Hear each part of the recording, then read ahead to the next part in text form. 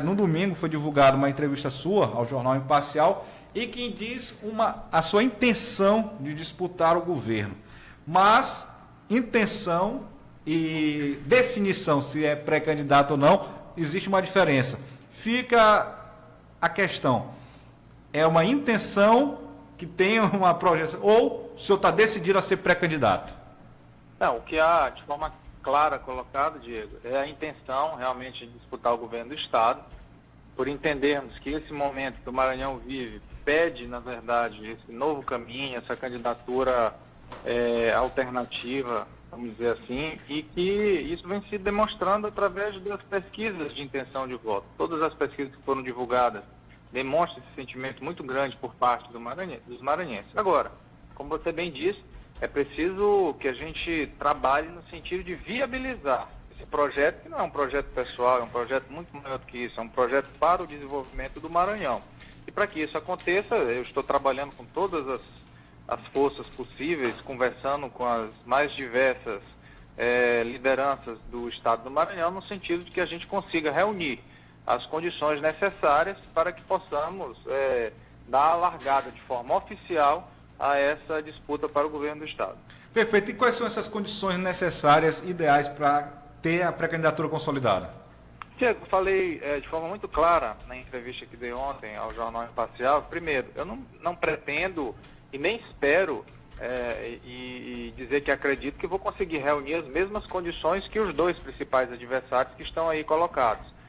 Não só em relação ao número de partidos, como o tamanho dos partidos, mas em relação à própria estrutura que está por detrás dessas duas candidaturas. Mas nós precisamos, pelo menos, do mínimo, né? Aquilo que fará com que aquele eleitor que ainda não nos conhece, aquele eleitor que realmente está principalmente no interior do Estado, que não tem ainda um conhecimento do nosso trabalho e daquilo que a gente pensa para que o Maranhão possa ser melhor, possa avaliar de forma muito clara esse projeto que nós iremos desenvolver para o Maranhão. Então, entendo que, no momento que nós precisamos, primeiro, de uma aliança partidária consistente, que dê pelo menos o mínimo de tempo de televisão, para que a gente possa realmente levar a nossa mensagem ao povo maranhense. Por outro lado, precisamos também avançar com as conversas no que diz respeito a todo o grupo político que deve fazer parte de uma candidatura como essa, que é uma candidatura a governo do Estado. Então, isso nós já estamos fazendo. Eu tenho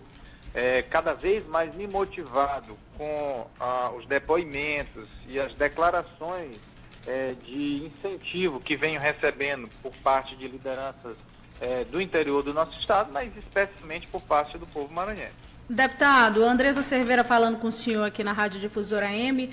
Boa tarde para o senhor, e eu lhe pergunto o seguinte, o senhor chegou a dizer ainda esse ano para a imprensa do Maranhão de que candidatura não depende só da vontade do candidato, mas de aliança. Como é que estão essas suas alianças para, de fato, caso de fato aconteça essa sua candidatura para a disputa nas eleições de 2018? Como é que está essa situação de alianças? Com quem o senhor deve se aliar nas eleições de 2018?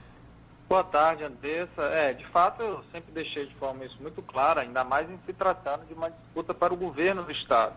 O Maranhão tem 217 municípios, Andressa, municípios aí que nós temos uma triste realidade de que os programas eleitorais, até os debates que alguns maranhenses assistem por conta do sinal ser transmitido por parabólica, é de São Paulo, não é nem do Maranhão. Então veja o cenário e a realidade que nós temos em um estado como o Maranhão, onde toda parte de discussão política no que diz respeito à televisão, você acaba acompanhando em diversas localidades mais distantes, principalmente, de outro estado e não do próprio Maranhão. Então, para isso, é evidente que você precisa de uma aliança consistente, mas ainda que seja mínima, para poder levar esse projeto. O que posso dizer a você, Andressa, é que tenho conversado, sim, com vários presidentes de partido, tenho conversado com alguns pré-candidatos aos mais diversos cargos, pré-candidatos a deputado estadual, deputado federal, a senador, e as conversas estão bastante avançadas. Agora, a gente sabe que esse cenário é um cenário que não depende só da realidade do Maranhão. Temos uma situação que, a nível nacional, a qualquer momento pode mudar o direcionamento de um partido aqui no Maranhão, e a gente tem que saber aguardar esse tempo, que é o tempo legal. Temos aí o dia 7 de abril se aproximando já, que é o tempo para aquele que deseja se filiar para ser candidato na eleição de 2018, terá somente até o dia 7 de abril para tomar a sua definição partidária. Mas o que posso dizer a você, Andressa, é que já temos conversas bastante avançadas em relação a outros partidos, alguns já com uma sinalização muito forte. O senhor poderia citar alguns desses partidos, deputado? Olha, eu posso citar a Rede, por exemplo, é um partido que eu tenho conversado, que não tem nenhum problema divulgar aqui, já foi até colocado isso na imprensa, é um partido que eu tenho uma conversa bastante avançada, não dizendo a você que está fechado, mas que haja uma conversa e uma predisposição de ambas as partes em caminharem juntos para a eleição de 2018. Tem diversos outros partidos, Andressa, mas talvez se eu dissesse a você no momento, eu até atrapalharia as conversas por conta daquilo que se propõe a acontecer até o dia 7 de abril. Mas, assim, de minha parte, todo o esforço no sentido de viabilizar essa candidatura está sendo feito. Braide, existe uma dúvida quanto à questão da viabilização da candidatura por conta da representação partidária. Inclusive, aproveito até para que o senhor explique para nós e para os ouvintes da Rádio Difusora a questão do TSE. O TSE vai liberar a participação de candidatos em debates que tenham até 5 representantes na Câmara Federal, mas isso levando em conta a eleição de 2014 ou após a janela federal, após a janela que vai se encerrar no dia 7 de abril. E como é que o senhor avalia essa situação do PMN, que hoje não tem nenhum deputado federal no Congresso? Bom, primeiro dizer que essa é uma situação que gera dúvidas, Diego, inclusive aos próprios membros do Tribunal Superior Eleitoral.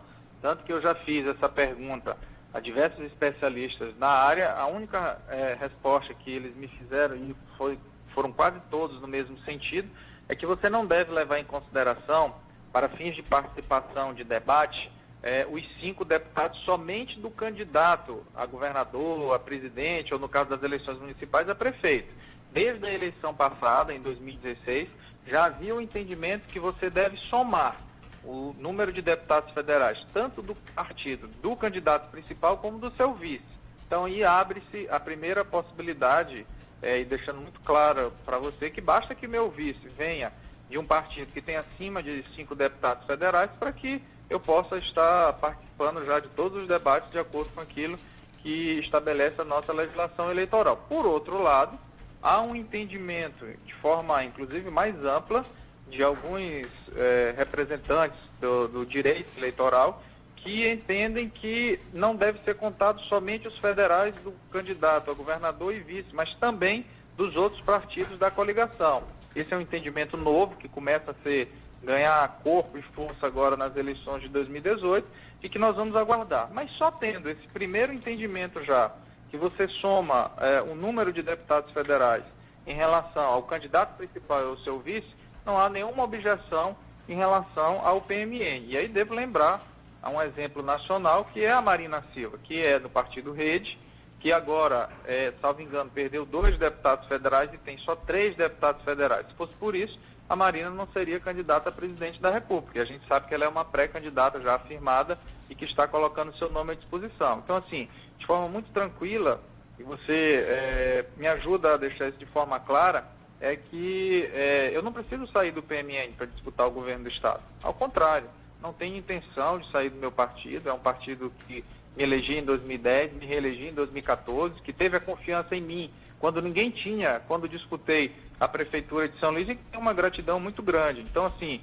o planejamento nesse momento é exatamente conseguir alianças para que, em torno do PMN, a gente possa ter as condições necessárias de disputar o governo do Estado. Eduardo, ao longo da entrevista que foi concedida ao Jornal Imparcial e também nos últimos dias, o senhor vem citando bastante o Zé Reinaldo Tavares.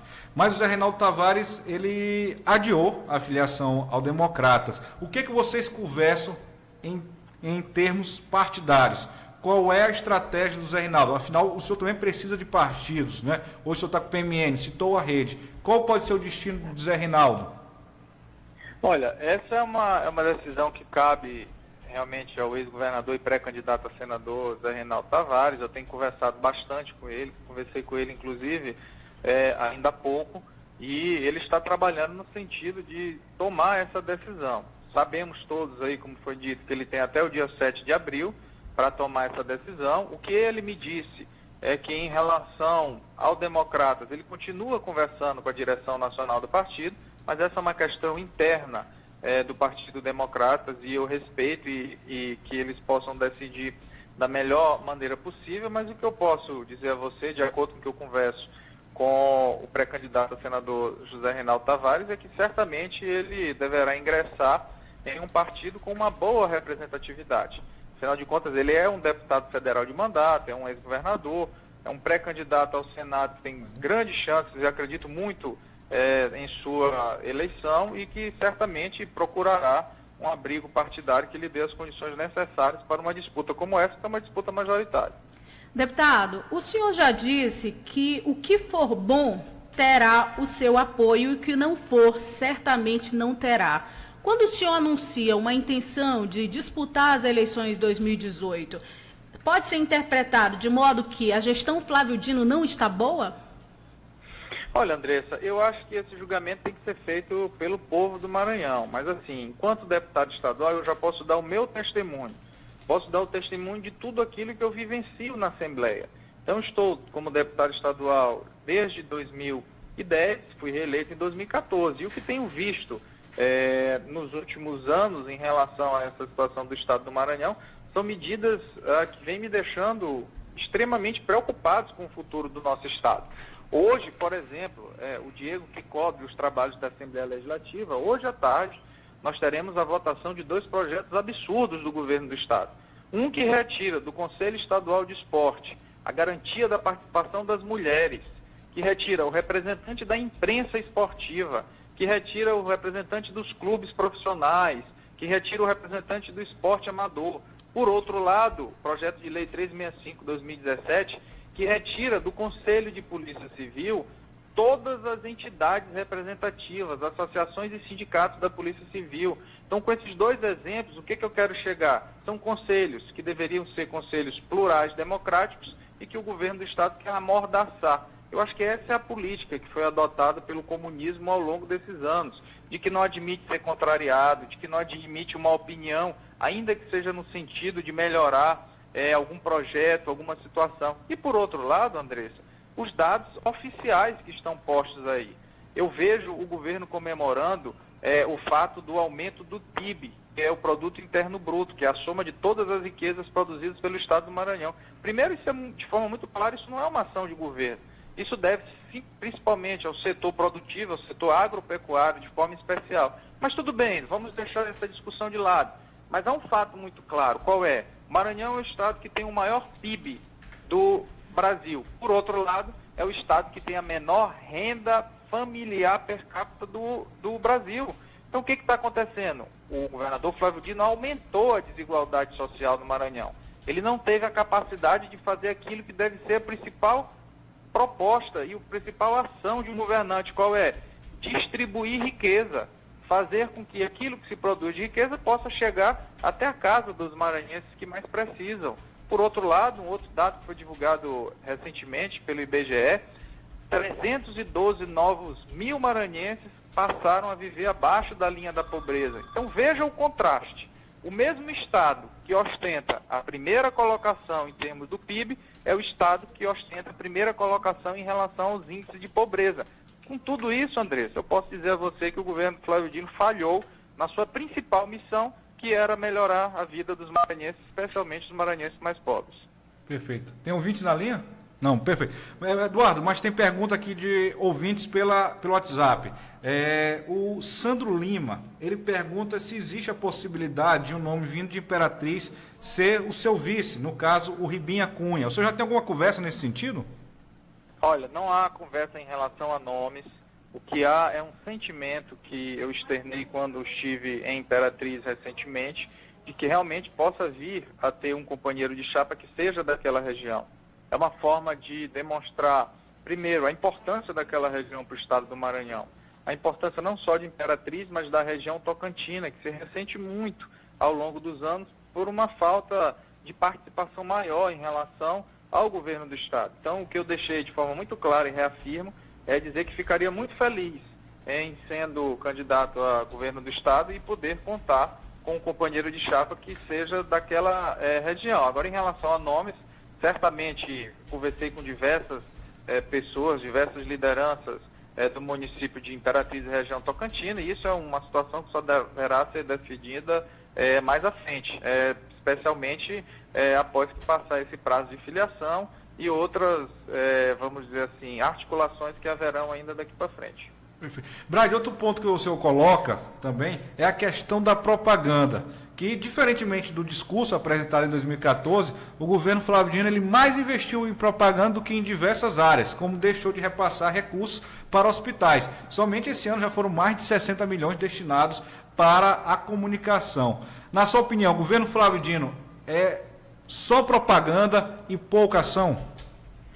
Olha, Diego, basta fazer uma rápida análise daquilo que sai nas propagandas do governo do estado e você percebe que as propagandas do governo do estado não condizem com a realidade. Eu falava recentemente de um caso que foi emblemático. Se você andar por aí, você vai ver, tanto naquelas placas que estão fixadas aqui em São Luís, não sei se tem alguma propaganda dessa no interior do estado, talvez tenha até em relação ao outdoor, mas que saiu na televisão, jornal impresso e tudo, sobre o novo Italuís. O novo Italuís nunca nem funcionou, teve um problema, todos vocês acompanharam, até hoje não conseguiu o governo do estado colocar para funcionar por conta de um planejamento que foi feito de forma equivocada e que até hoje não funcionou o novo Italuís. Mas quanto já não se gastou com propaganda e está aí nas ruas dizendo que existe o novo Italuís? Por outro lado, uma série de divulgações que são feitas, por exemplo, e aí você vê aquela propaganda que fala da educação, que mais de 700 escolas já foram reformadas. Aí nós apresentamos um requerimento de informação lá na Assembleia, foi apresentado até pelo deputado Wellington do Curso, a resposta chegou até a Assembleia e você vai ver que uma simples troca de lâmpada que foi feita, eles consideram como sendo manutenção ou reforma de uma escola. Quer dizer, isso é querer enganar o povo maranhense, isso é querer faltar uma verdade. E o mais grave de tudo, aquilo que você disse, milhões que já foram gastos em propagandas que poderiam ter sido utilizados para mudar a vida do povo para melhor. Como deputado estadual, no ano passado, eu apresentei 3 emendas, retirando recursos, remanejando recursos de propaganda para 3 áreas fundamentais. Quais foram as 3 áreas? Primeiro, apresentei uma emenda para que 5 milhões que serão gastos esse ano em propaganda fossem destinados ao Hospital da Criança. Afinal de contas, foi um compromisso que foi feito. O governador foi para a televisão dizer que queria continuar a parceria com o prefeito de São Luís, que foi quem te viu depois que passou a eleição. Não existiu mais parceria, mas eu fiz minha parte, apresentei esta emenda no sentido de que 5 milhões da propaganda fossem remanejados para finalizar ou ajudar a finalizar o Hospital da Criança. Foi o que o governo fez, mandou a sua base rejeitar essa emenda. Da mesma forma, apresentei mais 2 emendas nesse sentido. Uma para ajudar a reformar o Socorrão de Imperatriz, no valor de 2,5 milhões, e outra no valor de 1,8 milhão para construir uma unidade de segurança comunitária em Timon, porque foi um pleito que recebi quando estive visitando a cidade.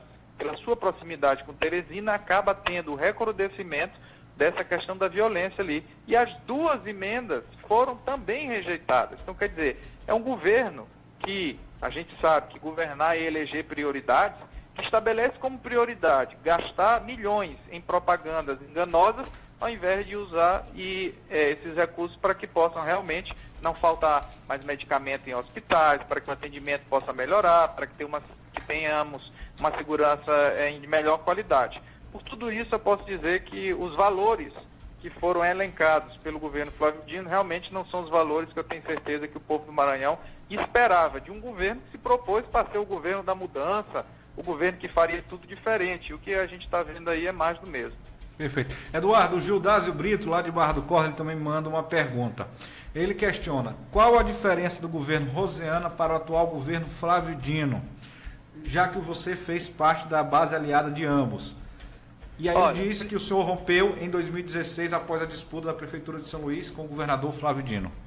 Bom, primeiro esclarecer essa situação, Diego. Quem acompanha os trabalhos da Assembleia, desde a posse, da minha posse, que foi em fevereiro de 2011, sabe a linha que nós adotamos lá em relação à independência. Sempre fiz parte de blocos independentes, à exceção de 2015, quando liderei é um bloco de 22 deputados de apoio ao atual governador. Diante dessa situação, e em relação às minhas votações, às minhas posições, é aquilo que a Andressa falou há pouco. Aquilo que for bom para o Maranhão tem o meu voto. Aquilo que não for bom para o povo maranhense não tem o meu voto. E aqui quero começar com um exemplo. Na época que houve a votação do pedido de empréstimo do BNDES, todos os deputados, absolutamente todos os deputados ligados ao governador Flávio Dino votaram contra o empréstimo. E qual é a minha surpresa ao ver hoje esses deputados que votaram contra o empréstimo participando de inaugurações de EMA, participando de inaugurações de hospitais. Agora veja que engraçado. Se dependesse deles e do governador Flávio Dino, nada disso estaria sendo feito, porque eles votaram contra.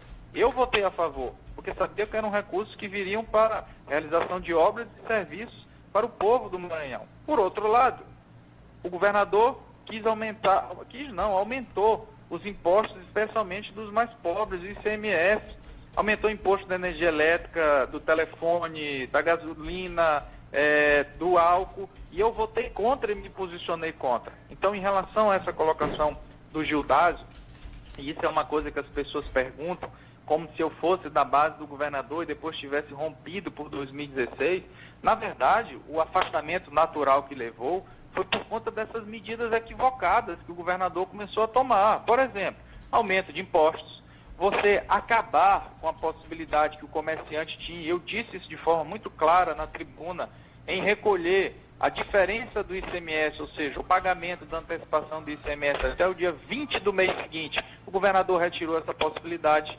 Agora o comerciante acaba de receber a mercadoria, ele já tem que emitir a nota fiscal com o respectivo recolhimento de parte do ICMS, quer dizer, retirando o capital de giro dos comerciantes maranhenses, fazendo com que os comerciantes não tenham mais o direito de fazer estoque.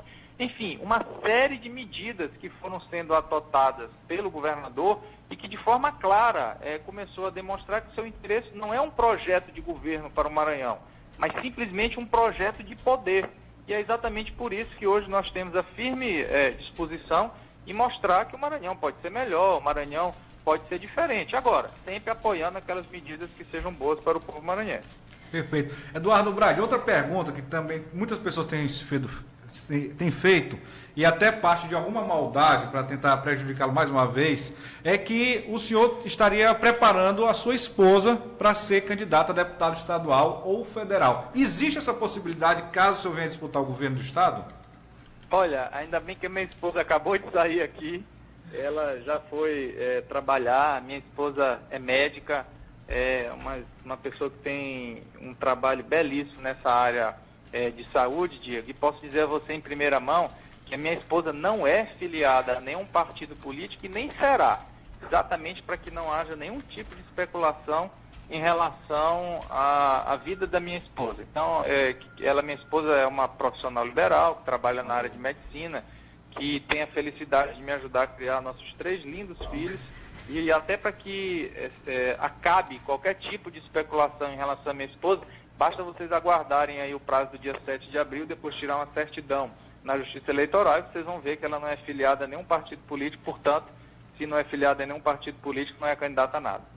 Brade, pensando nisso, você já está preparado para essa máquina do governo Flávio Dino fazer o que ela já fez em 2016? Olha, Diego, primeiro eu quero acreditar que nós podemos, caso confirme essa disputa para o governo do estado, entender que nós teremos uma disputa em alto nível, uma disputa onde estará, acima de tudo, os interesses do povo do Maranhão. Mostrar de que forma a gente pode melhorar a vida do maranhense, como é que a saúde do maranhense vai melhorar, como é que a educação do povo maranhense estará melhor, que tipo de obras estruturantes nós poderemos trazer para o Maranhão. Espero que o debate se dê em torno disso.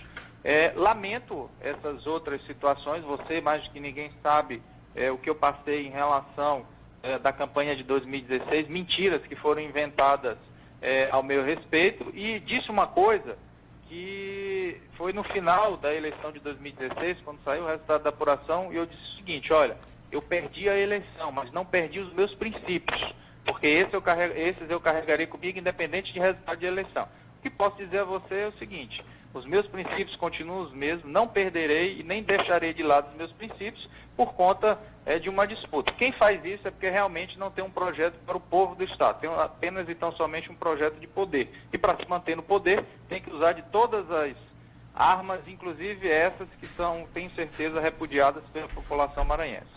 Deputado, o senhor já se manifestou a respeito dessa indústria de multas aqui em São Luís, segundo as suas palavras. Foi feita uma representação ao Ministério Público e agora, na sexta-feira, o deputado Wellington do Curso também fez uma representação com relação à questão dos veículos apreendidos, veículos de proprietários que não pagam o IPVA. O que o senhor tem a dizer a respeito dessa nova representação que chega ao Ministério Público com o parlamentar que também atua lá na Assembleia Legislativa do Estado, o deputado Wellington do Curso?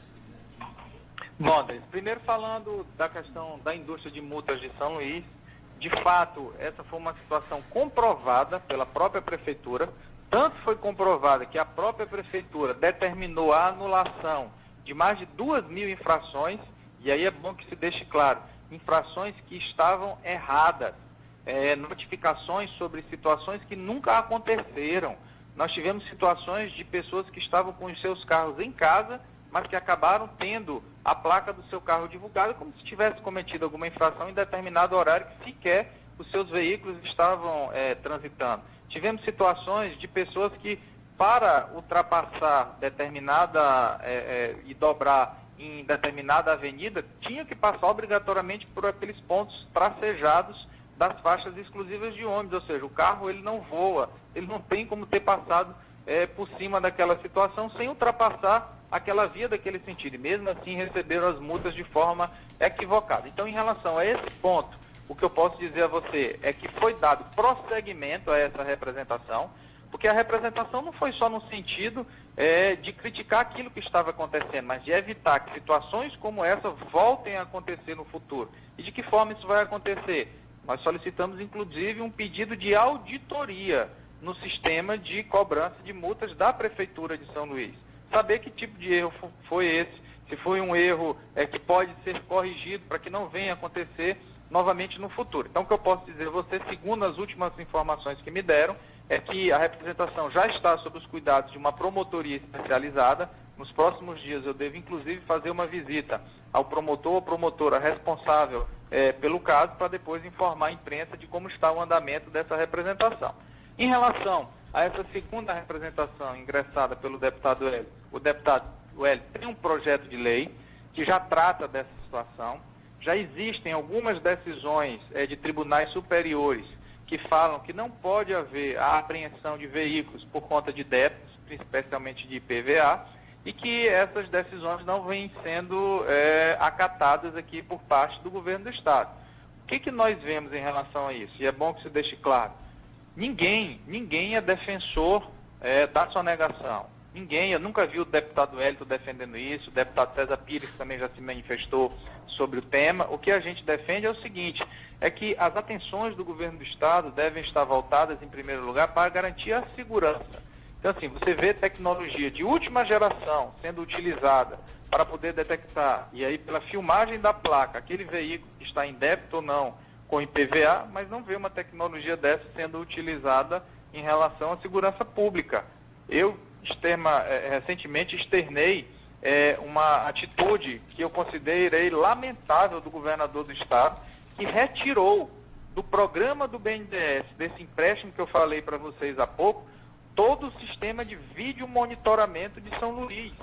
Então, quer dizer, você retira o sistema de vídeo monitoramento, que é para poder ajudar a combater a questão da insegurança na capital, e aí todos os dados mostram que São Luís é uma das cidades mais violentas do país, e investe recursos para uma tecnologia que serve não somente para aumentar a arrecadação de impostos. Então foi isso que eu disse no começo. Eu acho que o foco do governo Flávio Dino está errado. O governo Flávio Dino está vendo o maranhense com um cifrão na testa. O comerciante, aquele que é dono de veículo, vendo tão somente como uma fonte de arrecadação de recursos, quando na verdade deveria ver como um cidadão que merece ter realmente cobrado as suas obrigações, mas que tem os seus direitos que estão sendo desrespeitados. Deputado, sei que o senhor está com pouco tempo, mas eu queria fazer mais algumas perguntas. Em relação a esse caso da difamação que a gente falou há pouco, e que o senhor foi vítima, assim como outras pessoas foram vítimas da máquina do governo do Estado. Por que a classe política, por muitas vezes, se mantém inerte a essa prática nefasta dos comunistas? Porque, por vezes, vocês acabam sendo difamados e não há o mesmo espaço para a recuperação e para a reparação do que foi feito à imagem de vocês. Olha, Diego, você traz um assunto importante. Eu quero dizer que em relação à minha pessoa, todos esses casos, claro que uma coisa é você receber uma crítica em relação ao seu mandato, à sua atuação, dizer que você não é um bom parlamentar, e aí nós temos que respeitar a opinião de todos. Mas a partir do momento que você é acusado de cometer um crime, de fazer parte de organização criminosa, como eles tentaram me imputar, quem é que não lembra da época da eleição, toda a situação em que eles falam até hoje, de que eu faria parte de uma tal máfia de Anajatuba? Então o que eu fiz? Procurei procurar as informações que me eram devidas, busquei todas as documentações no sentido de provar, nunca sofri nenhum tipo de investigação em relação a isso, não respondo a nenhum processo em relação a isso daí, e o que me coube? Ingressar com ações na justiça, exatamente para reparar essa situação. E como é que estão esses processos, deputado? Como é que estão esses processos? Bom, o que eu posso adiantar a vocês, vários processos já tiveram as sentenças que foram favoráveis já, inclusive com condenações ao pagamento de valores, mas que eu faço questão de não divulgar no momento, porque serão divulgados no momento correto, no momento que tiverem que aparecer.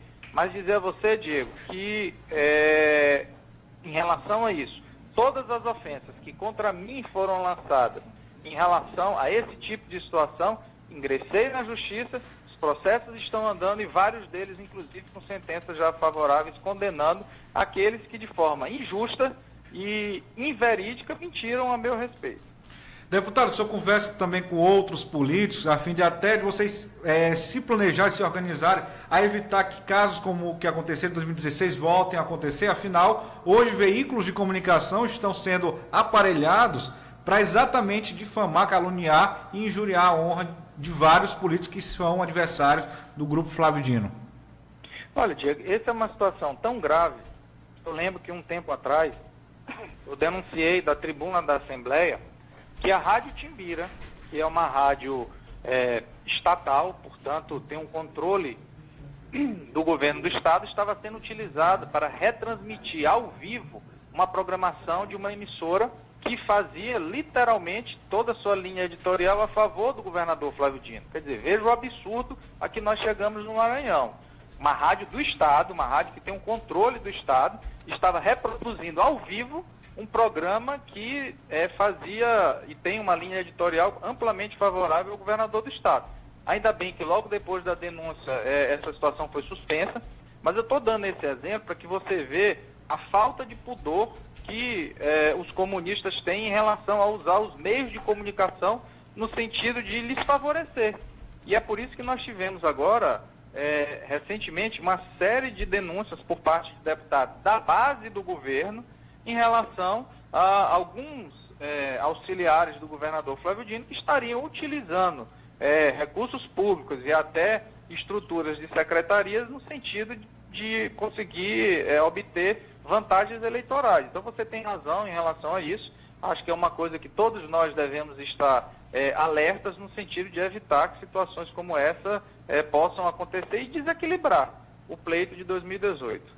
E vale lembrar que muitos desses veículos estão sendo custeados com dinheiro do povo, né? Afinal, o dinheiro da propaganda utilizado pelo governo Flávio Dino é o dinheiro do contribuinte. Claro, isso daí é uma coisa que fica muito patente quando você percebe exatamente de onde partem determinadas situações que são praticamente direcionadas pelo grupo que orbita em torno do governo do Estado. Lamentar que a propaganda do governo do Estado poderia estar sendo utilizada para difundir ações que realmente possam estar acontecendo de verdade, estão sendo utilizadas no sentido de atacar adversários políticos. Isso é típico daqueles que realmente chegaram até determinadas posições, como eu disse, e não tem um projeto para o Maranhão. Tem tão somente um projeto para se manter e tentar se perpetuar no poder. Perfeito. Só para encerrar, deputada, porque tem muitas perguntas dessas chegando aqui, foram várias pessoas, entre elas a Carol Gonçalves, eles querem saber, o senhor tem conversado com o senador Roberto Rocha? É possível uma aliança com o senador Roberto Rocha ou com o PSDB? Olha, o senador Roberto Rocha é meu amigo, eu tenho um bom relacionamento com o senador Roberto Rocha, já tive a oportunidade de toda vez que o encontro a discutirmos sobre esse cenário político do Maranhão. Agora, o senador Roberto Rocha é presidente estadual do PSDB, é o comandante do PSDB no Maranhão, é pré-candidato também ao governo do estado. O que eu posso dizer a você é que nós comungamos no que diz respeito a um projeto para o Maranhão, e não um projeto de poder. Mas em relação a qualquer decisão do PSDB, todas as movimentações do senador Roberto Rocha no sentido de deixar claro a sua pré-candidatura ao governo do estado. Agora, daqui até o período das convenções, tenho certeza que outras conversas haverão, mas o mais importante de tudo é o nosso objetivo comum, tenho absoluta certeza, meu e do senador Roberto Rocha, de querermos um Maranhão que seja melhor, um Maranhão que seja diferente, um Maranhão que saia das mãos de um grupo que só tem um projeto de poder para o estado e não pense realmente naquilo que é o mais importante de tudo, que é melhorar de verdade a vida dos maranhenses, especialmente aqueles maranhenses que mais precisam. Perfeito. Eduardo, eu prometi que ia encerrar, mas eu só tenho mais um questionamento para deixar também tudo transparente. Logo no segundo turno da disputa eleitoral de 2016, o senhor foi alvo de uma campanha difamatória por parte de um áudio divulgado que o senhor teria praticado injúria racial. E eu estou abrindo o site do TJ e eu vejo que o senhor tem uma ação contra um professor de geografia, não é isso? O Raimundo Pedro Nery dos Santos. Ela faz referência àquela tentativa de difamação do seu nome? Na verdade, Diego, essa não é uma ação propriamente dita contra o professor, foi um pedido de explicações que eu entrei na justiça, e aí você acaba me trazendo um fato concreto, exatamente para mostrar que eu não fiquei parado em relação às agressões que sofri.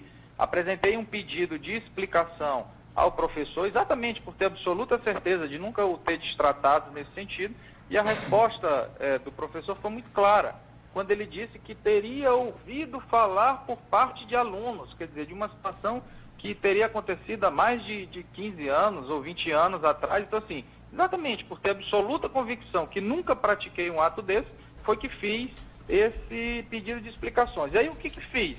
Ao chegar às explicações, ingressei com uma ação, essa sim, tanto uma ação criminal como uma ação de indenização por danos morais contra aqueles que realmente utilizaram indevidamente desse fato. Inclusive, o professor deixa muito claro nesse pedido de explicações, quando ele responde, que foi procurado por pessoas, inclusive oferecendo dinheiro a ele, para que ele pudesse manter essa situação e levar no calor da discussão do pleito de 2016. Então, é lamentável, essa é uma das provas daquilo que injustamente eu sofri na campanha de 2016, mas como um bom cristão, tenho em meu coração, nunca perco de mente aquilo que devemos ter, que são os nossos princípios, e no mais, claro, também como pai de família e como homem público, não me coube outra alternativa que não fosse ingressar com ações na justiça, no sentido de ver reparada